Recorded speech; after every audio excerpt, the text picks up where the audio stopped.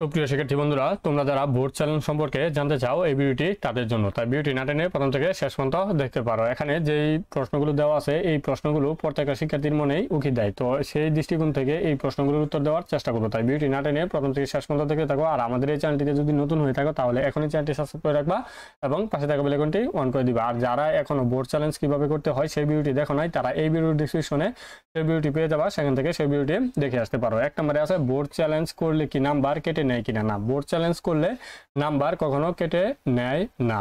তারপর বোর্ড চ্যালেঞ্জে কি কি দেখা হয়, বোর্ড চ্যালেঞ্জে যেই বিষয় দেখা হয় সেগুলো হচ্ছে যে তোমার খাতায় তুমি কি লেখছো সেটা দেখা হয় না। বোর্ড চ্যালেঞ্জের খাতায় দেখা হয় যে তোমার পূর্বে যেই খাতাটা দেখা হয়েছে সেই খাতার নাম্বারগুলো ঠিক আছে কিনা, অর্থাৎ তোমার এক নঙে যে নাম্বারটা দিছে সেই নাম্বারটার যোগফল ঠিক আছে কিনা, অর্থাৎ তোমার সমগ্র যেই খাতা সেই খাতার মধ্যে যত নঙে বা যেই টপিকে তোমাকে নাম্বার দেওয়া হয়েছে সেই নাম্বারগুলোর যোগফল ঠিক আছে কিনা সেগুলো দেখা হয়। কিন্তু তোমার যেই প্রশ্নের উত্তরগুলো ঠিক আছে কিনা না ভুল আছে কিনা সেগুলো কিন্তু দেখা হয় না।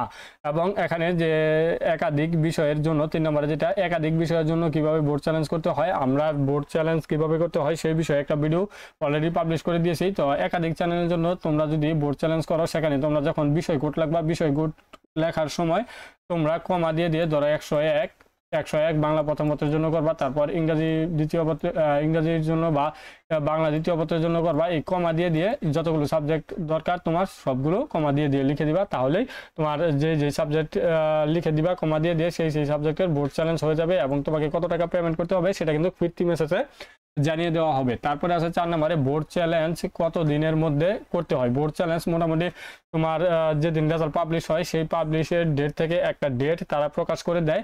আর যদি নর্মালি তুমি ডেট নাও জানো তাহলে তুমি চেষ্টা করবে 7 দিনের মধ্যে করে ফেলার, কারণ নর্মালি 7 দিনই সময় দেওয়া হয়।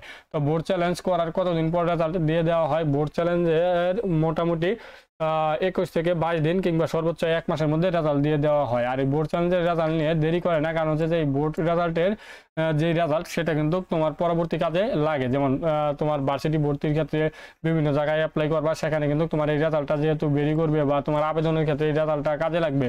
তো এই বোর্ড রেজাল্টের যে রেজাল্ট সেটা কিন্তু তোমার লেট করে না, খুব দ্রুত দেওয়ার চেষ্টা করে। তো এই ছিল আলোচনা। তারপরে যদি তোমার মনে কোনো প্রশ্ন থাকে তাহলে অবশ্যই কমেন্টসে দিয়ে যাবা, আমি সেই প্রশ্নগুলোর উত্তর তোমাদের কমেন্টসের মাধ্যমে দিয়ে দেওয়ার চেষ্টা করবো, অথবা নতুন কোনো ভিডিও চাইলে অবশ্যই কমেন্টসে বলে দিতে পারো। তো ভিডিওটি এই পর্যন্তই।